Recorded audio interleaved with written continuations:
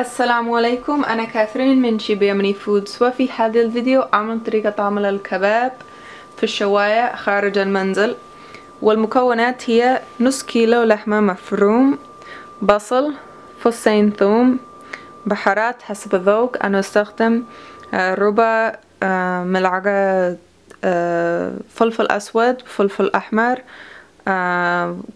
كزبرة مطحونة، وكذلك كمون، ونص ملعقة ملح، كذلك شوية بقدونس وشوية كزبرة طازجة. وكذلك للسلطة الذي تكون مع الكباب تكون سلطة وبصل أحمر، بيبر، كذلك طماطم.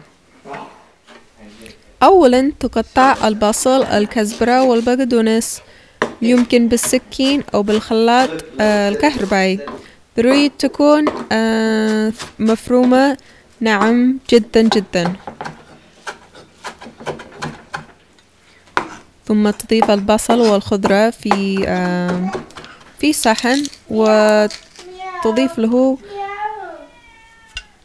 ثوم مفرومة، كذلك البهارات والملح، وبعد ذلك تضيف اللحمة وتخلطه مع بعض. يمكن تستخدم اليد أو يمكن تستخدم الخلاط الكهربائي.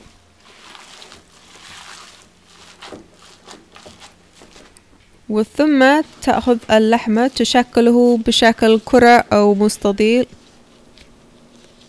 وتضعها في السيخ.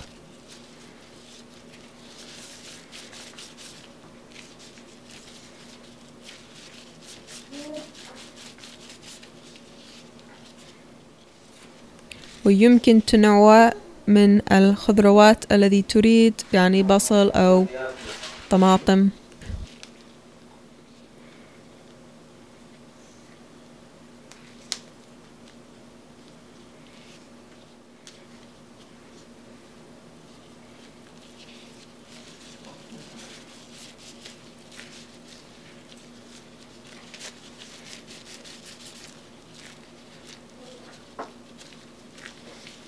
ثم تدفي الشواية. أنا أفضل نار خفيف، وأطبخه في كل جنب حوالي 5 دقائق، يعني الكل يمكن 10 دقائق تكون جاهز. عندما تشوف أن في داخل لا يوجد لون وردي أو لا أحمر، ثم تقدمه مع سلطة ومع الشيء الذي تريد، يمكن رز أو يمكن خبز.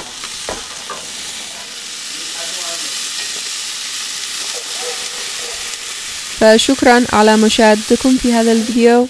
إذا تتمنى أكثر فيديوهات ممكن تزور القناة شيبي يمني فودز، وكذلك تزورني في الفيسبوك. شكرا.